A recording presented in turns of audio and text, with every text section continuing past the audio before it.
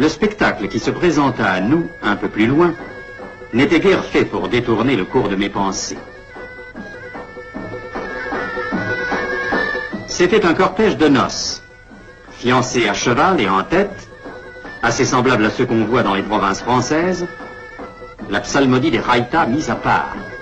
Pour que nul n'en ignore, cette procession ouvrait le cycle des cérémonies qui allaient présider au mariage de Slimane, un ami d'enfance d'Ali, et nous y étions l'un et l'autre invités. Le lendemain, dans le patio de la belle demeure de la jeune fiancée, toute la jeunesse du pays était rassemblée pour le grand événement.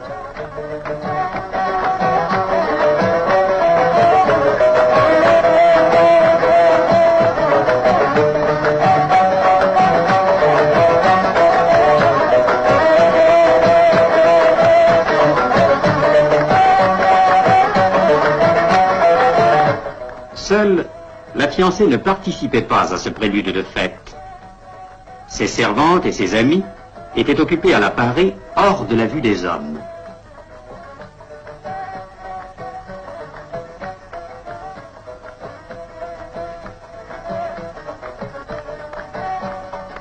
Elle était pleine de gravité dans ses atours de princesse des 1001 nuits.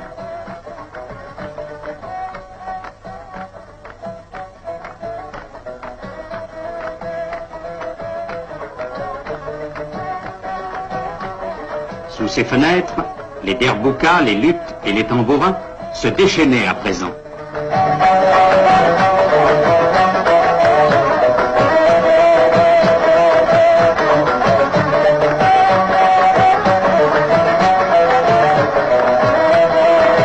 Parfois, la fiancée jetait un regard sur la fête à travers les grilles d'un moucharabier.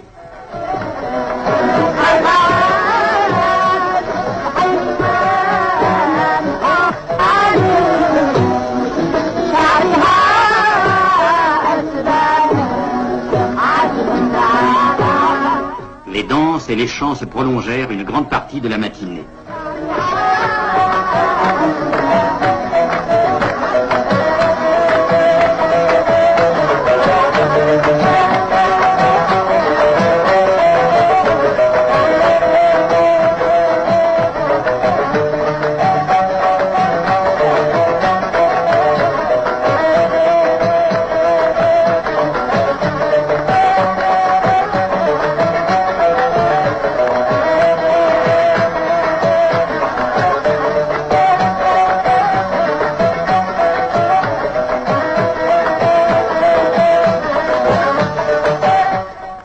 Quelle fête magnifique.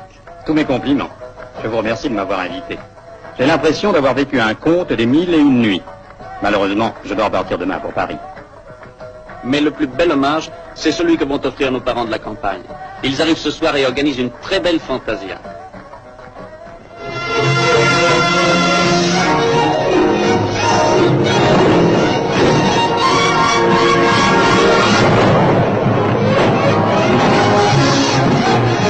Une très belle fantasia. Slimane ne m'avait pas menti.